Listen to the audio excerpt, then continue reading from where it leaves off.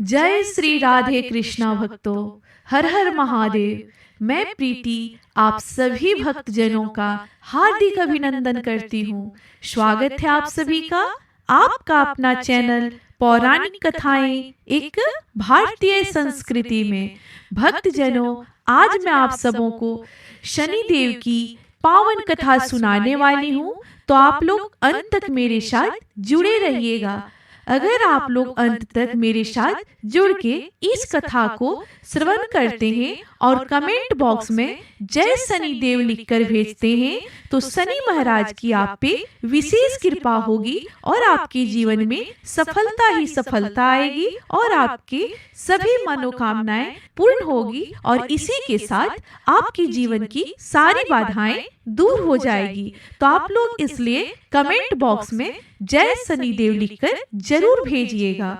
और भक्तजनों, मैं इसी के साथ आप सभी से अनुरोध करती हूँ कि अगर आप लोग मेरे चैनल को अभी तक सब्सक्राइब नहीं किए हैं तो प्लीज मेरे चैनल को सब्सक्राइब जरूर कर लीजिएगा और बेल आइकन पे जाके क्लिक भी जरूर कीजिएगा, जिससे हमारी नई नई कथा की नोटिफिकेशन आपको मिलते रहेगी। धन्यवाद। अब भक्तजनों, मैं कथा को प्रारंभ करती हूँ। आप लोग अंत तक जुड़े रहिएगा। बीच में इस कथा को श्रवण करने से दूर मत जाइएगा, क्योंकि अगर आप कोई भी कथा को आधा अधूरा छोड़ते हैं तो इससे भगवान जी की कृपा आप पे नहीं बनेगी और आपके जीवन में बहुत सारी रुकावटें और बाधाएं आएंगी। इसलिए कोई भी कथा को अगर आप श्रवण कर रहे हैं तो उसे पूरा लास्ट तक जरूर सुने। तो अब मैं कथा को प्रारंभ करती हूँ। आप लोग ध्यान पूर्वक इस कथा का श्रवण कीजिए मेरे साथ। भक्तजनों, एक बार संसार में चहु और पूजे जाने वाले नवग्रह एक स्थान पर एकत्र हुए, परस्पर विविध प्रकार से वार्तालाप करने लगे। जब बात घूमती हुई उस स्थान पर आ पहुंची कि हम 9 ग्रहों में सबसे बड़ा और सर्वाधिक पूजनीय कौन देव हैं, तो प्रत्येक ग्रह देवता स्वयं को बड़ा कहने लगे। इस बात पर जब बहुत देर तक वाद विवाद होता रहा और कोई निर्णय नहीं हो सका, तो यह तय हुआ कि चलकर इंद्र महाराज से इसका निर्णय कराना चाहिए। अतः वह 9 के 9 ग्रह इंद्रदेव के समक्ष उपस्थित हुए। उन सब की बातें सुनकर इंद्रदेव भी सोच में पड़ गए, किसे छोटा कहूँ और किसे बड़ा, किसकी श्रद्धा के पात्र बने और किसके कोप का भाजन। अंत में सोच समझकर निर्णय न करते हुए वह बोले, मैं अल्प बुद्धि इस बात का निर्णय करने में असमर्थ हूँ। मुझे तो आप सभी बड़े नजर आते हैं और मैं सभी का आदर सम्मान संभाव से करता हूँ। इस पर नवग्रह संतुष्ट नहीं हुए और हठ करने लगे कि इसका निर्णय आपको अवश्य करना चाहिए। तब देवराज बोले, आप लोग मृत्युलोक में जाइए। वहाँ एक अत्यंत न्यायप्रिय राजा विक्रमादित्य राज्य करता है। आप उनके पास जाइए, वह अवश्य आपका कोई ना कोई उचित निर्णय कर देगा। इंद्र ने निराश होकर नवग्रह मृत्युलोक में जाने को तत्पर हो गए। देवराज इंद्र ने जब उन्हें वहां जाते देखा तो प्रसन्न होकर चैन की सांस ली। इस धर्म संकट से निकलना उनके लिए सचमुच ही कितना दुष्कर था, पर अपनी चतुराई से अपने ऊपर आए संकट को राजा विक्रमादित्य पर टाल दिया। उज्जैन नगरी की उन दिनों सारे भारत में धाक थी। एक तो वहाँ राजा विक्रमादित्य के दरबार में बड़े बड़े ज्ञानवान लोगों का सम्मेलन होता रहता था। दूसरे उस न्यायप्रिय राजा के न्याय से उज्जैन नगरी का सारे भारत में डंका बजता था। स्वर्ग में जब 9 ग्रहों का निर्णय न हो पाया तो वह अपने अपने विमानों पर आरूढ़ हो मृत्युलोक में आ पहुंचे। ठीक उस समय जब राजा विक्रमादित्य का दरबार ठसाठस भरा हुआ था, तब नवग्रह वहां जा पहुंचे। 9 ग्रहों को इकट्ठे देखकर विक्रमादित्य अपने सिंहासन से उठ खड़े हुए और सभी देवों को सम्मान पूर्वक आसन ग्रहण करने को कहा। किंतु राजा के इस सम्मान को किसी भी ग्रह देवता ने स्वीकार नहीं किया। तब विक्रमादित्य ने प्रश्नवाचक दृष्टि से उनकी ओर देखा तो बृहस्पति देव ने आगे बढ़कर दृढ़ स्वर में कहा, हे राजन, हम यहाँ पर तब तक आसन नहीं ग्रहण करेंगे जब तक कि आप हमारा यह निर्णय नहीं करेंगे कि हम लोगों में से सबसे बड़ा कौन है। राजा अपने ऊपर आए इस धर्म संकट को देखकर पल भर को तो घबरा गया, परंतु शीघ्र ही उसने स्वयं को संभाल लिया। उसने अपने मन में एक युक्ति सोच ली। दरबार में छोटे छोटे आसनों की एक पंक्ति प्रवेश द्वार तक चली गई थी।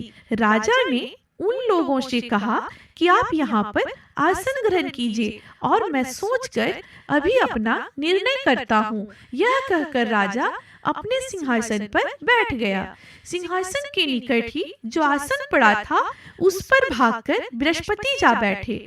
उनके अगले आसन पर सूर्य देव जा बैठे। सूर्य के निकट ही चंद्रमा और फिर इसी क्रम में बुध, मंगल, राहु, केतु इत्यादि ने भी अपना अपना आसन ग्रहण कर लिया। पंक्ति में 8वें थे भार्गव, किंतु उन्हें भी संतोष था कि उनके बाद शनिश्चर बैठेंगे, किंतु आसन प्रवेश द्वार के समीप होने के कारण और सबसे अंत में होने के कारण शनि देव उस पर नहीं बैठे। राजा विक्रमादित्य ने सोचा था कि जो ग्रह उस अंतिम आसन पर बैठेगा वह उसी को विनय और दयाशील के आधार पर बड़ा कह देंगे, पर वहां तो बात ही दूसरी हो गई। शनि देव अति क्रोधी और विकट स्वभाव के देवता हैं। जब वह नहीं बैठे तो 8 ग्रह खिलखिलाकर हंस पड़े। अपना इस प्रकार से अपमान होते देखकर शनि देव की आंखें क्रोध से लाल हो गई और भ्रुकुटी तन गई। क्रोध से कांपते हुए बोले, राजन, मुझसे वैर लेकर तुमने अच्छा नहीं किया। क्या समझकर तुमने मुझे इस प्रकार से अपमानित करना चाहा है और क्यों मुझे तले बिठाना चाहा है? चांद ग्रह का प्रभाव 2.25 दिन रहता है और सूर्य, शुक्र और बुध का प्रभाव केवल आधा मास, सोम और मंगल 2 मास और गुरु 13 मास, राहु और केतु 18 मास रहते हैं, जबकि मैं 7.5 वर्ष तक रहता हूँ। इसलिए हे राजन, अब तू सावधान हो जा। तूने मेरा जो अपमान किया है इसका दंड तुझे अवश्य मिलेगा। राजा के कुछ दिन तो आराम से बीते, लेकिन शीघ्र ही शनि देव की कोप दृष्टि फिरी और राजा पर 7.5 आ गई। उन्हीं दिनों एक व्यापारी कुछ घोड़े बेचने के लिए उज्जैन नगरी में आया। सुंदर सुंदर घोड़े देखकर राजा का जी ललचा गया। राजा ने उन्हें खरीदने का आदेश दिया। घोड़ों में से एक घोड़ा भंवर नाम का था। राजा उस पर चढ़कर देखने लगे। कुछ देर तक तो घोड़ा राजा को लिए वहीं घूमता रहा, लेकिन फिर सहसा भाग खड़ा हुआ। राजा को बड़ा अचंभा हुआ। घोड़ा एक भयानक जंगल में राजा को पटककर अंतर ध्यान हो गया।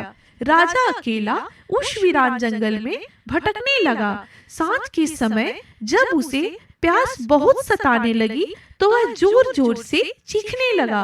उधर एक पगडंडी से एक वाला अपने गांव को जा रहा था। वह राजा की आवाज सुनकर रुक गया। राजा उसके पास गया। ग्वाली ने उसकी व्यथा जानकर उसे निकट की नदी पर ले जाकर पानी पिलाया। पानी पीने के बाद राजा स्वस्थ हो गया और प्रसन्न होकर उसने ग्वाले को अपने हाथ की अंगूठी उतार कर दे दी। उससे कहा कि मैं उज्जैन का रहने वाला हूँ, यहाँ रास्ता भटक गया हूँ, तुम मुझे रास्ता दिखाओ। तब ग्वाला उससे अपने साथ गांव ले आया। वहाँ एक मिष्ठान की दुकान पर राजा ने मिठाई खा पीकर खूब भूख मिटाई और दुकानदार को भी एक अंगूठी उतार कर दे दी। दुकानदार के पूछने पर उसने उससे भी यही कहा कि वह उज्जैन नगरी का रहने वाला है और उसका नाम बोना है। फिर वह दुकान के बंद होने तक वहीं बैठा दुकानदार से बातें करता रहा। उस दिन दुकानदार की बिक्री बहुत हो गई। उसने सोचा, यह भाग्यवान पुरुष है जो इसके आने से आज मेरी इतनी बिक्री हुई है। इसलिए रात होने पर वह उससे बोला कि वह उसके साथ उसके घर चले और उसके साथ ही भोजन भी करे। राजा मान गया। जब वह दोनों घर पर पहुंचे तो दुकानदार की पत्नी ने उनका बड़ा स्वागत सत्कार किया और अतिथि के लिए विशेष रूप से भोजन तैयार किया। भोजन करते समय एक अद्भुत घटना घटी। जहां राजा भोजन कर रहा था वहीं सामने की दीवार पर सोने का एक सतलड़ा हार टंगा हुआ था। उसके पीछे एक चित्र था। सहसा ही वह हार वहां से अदृश्य हो गया। दुकानदार के यहाँ एक बांदी थी। उसने जाकर घर की मालकिन से कहा, वहां खूंटी पर हार नहीं है। जब बात दुकानदार तक पहुंची तो उसने राजा से पूछा। राजा बोला, मुझे तो नहीं मालूम, तुम्हारे और मेरे अतिरिक्त तो यहाँ कोई था ही नहीं। सच सच बताओ, हार कहाँ है? मुझे नहीं मालूम। राजा फिर बोला, मेरे पास कोई हार नहीं है। जब कोई निर्णय नहीं हो सका तो दुकानदार राजा को उस नगर के राजा के पास ले गया। उस नगर के राजा ने जब विक्रमादित्य की भोली भाली सूरत देखी तो बोला, यह व्यक्ति कभी भी चोरी नहीं कर सकता, और यह कहकर उसने विक्रमादित्य को छोड़ दिया। विक्रमादित्य जब उस नगर में यूं ही इधर उधर घूम रहा था तब उस नगर के एक तेली ने उससे कहा कि वह उसके यहाँ काम कर ले तो उसे वह रहने को स्थान और खाने को सामग्री भी देगा। राजा मान गया और तेली उसे अपने घर ले आया। वहां सारा दिन राजा धानी पर बैठा उसके बैलों को हाँकता रहता और तेली बाजार में तेल बेचाता। जब वर्षा ऋतु आई और मूसलाधार वर्षा होने लगी तब धानी पर बैठे हुए विक्रमादित्य ने मौज में आकर ऊंची ऊंची स्वर में राग अलापना आरंभ कर दिया। निकट ही उस नगर के राजा का राजमहल था। वहां खिड़की में बैठी राजकुमारी ने जब राजा का मधुर स्वर में गीत सुना तो वह अपना दिल हार बैठी। बोली कि वहां पर तो कोई अति सुकुमार नवयुवक बैठा मस्ती में आंखें बंद किए गा रहा है। राजकुमारी ने सुना तो उसने अन्न जल का त्याग कर दिया। रात तक जब उसने कुछ नहीं खाया तो रानी ने आकर उसे समझाया, पर वह बोली कि वह तो उस गाने वाले से ही शादी करेगी। रानी ने जाकर राजा से कहा कि राजकुमारी एक तेली पर मोहित हो गई है और उससे ब्याह रचाना चाहती है। राजा ने सुना तो बहुत क्रोध हुआ। उसने तेली के घर से विक्रमादित्य को बुलाया और उसके हाथ काटकर जंगल में फिकवा दिए। यह बात जब राजकुमारी को पता चली तो वह और भी अपनी बात पर दृढ़ हो गई। बोली, मैंने तो अब उसी को वर लिया है, वह चाहे कैसा भी हो उसी से विवाह करूंगी। बेटी की हठ देखकर लाचार हो राजा ने दोबारा विक्रमादित्य को नगर में बुलवाया और उससे राजकुमारी का मामूली ढंग से पानी ग्रहण कराया और एक साधारण मकान में दोनों को बसा दिया। दोनों वहीं रहने लगे।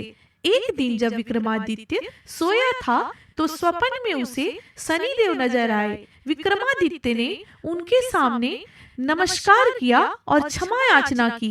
शनिदेव ने उसे आशीर्वाद दिया और बोले, अब तुम्हारी 7.5 यानी कि 7.5 वर्ष खत्म हो गई है। राजा बोला, मुझसे जो गलती हुई उसके लिए मुझे क्षमा कर दीजिए। शनिदेव ने मुस्कुराकर उसे आशीर्वाद दिया और राजा के दोनों बाजू दोबारा निकल आए। राजा ने अपनी पत्नी राजकुमारी को रात को जगाया नहीं। वह रात को उसके गले में अपनी बाहें डालकर सो गया। सुबह राजकुमारी की आंख खुली तो उसने अपनी गर्दन में बाहें पड़ी देखी तो वह चौंक कर उठ बैठी। लेकिन शीघ्र ही विक्रमादित्य ने जाग कर उसको सब बातों से अवगत करा दिया। जब वहां के राजा को यह बात मालूम हुई तो वह भागा भागा आया और उस अपंग को फिर से स्वस्थ देखकर चकित रह गया। उसने भी विक्रमादित्य से यही कहा कि यह सब शनिदेव की कृपा का फल है, और विक्रमादित्य ने अनावास्तविक परिचय भी उस राजा को दिया और सारा किस्सा विस्तार से सुनाया। सुनते ही राजा विक्रमादित्य के चरणों में गिर गया और क्षमा याचना करने लगा। बस यह खबर शीघ्र ही सारे नगर में फैल गई। दुकानदार को जब यह खबर मिली तो वह भागा भागा आया और विक्रमादित्य के पांवों पर लौटने लगा। विक्रमादित्य ने उसे उठाकर आसन पर बिठाया और कहा, तुम घर जाकर उसी खूंटी पर देखो, हार टंगा होगा। और सच ही दुकानदार ने देखा, हार टंगा पाया। नौकरानियों के साथ लश्कर समेत विक्रमादित्य को विदा किया। राजा विक्रमादित्य जब राजकुमारी को लेकर अपनी नगरी उज्जैन में लश्कर समेत पहुंचा तो सारी नगरी में उत्साह छा गया। अपने महल में प्रवेश करने से पूर्व विक्रमादित्य ने नवग्रहों की पूजा की और शनि देव को सर्वोच्च स्थान दिया। साथ ही उसने नगर भर में ढिंढोरा पिटवा दिया कि शनि देव मनोवांछित फलों को देने वाले हैं और नवग्रहों में सर्वोच्च स्थान रखते हैं। इस प्रकार शनि देव को मनाकर विक्रमादित्य ने अपने राज्य, यश और कृति को प्राप्त कर लिया। बोलो श्री शनिदेव की जय, नवग्रहों की जय। तो भक्त जनों, आज की कथा यहीं तक।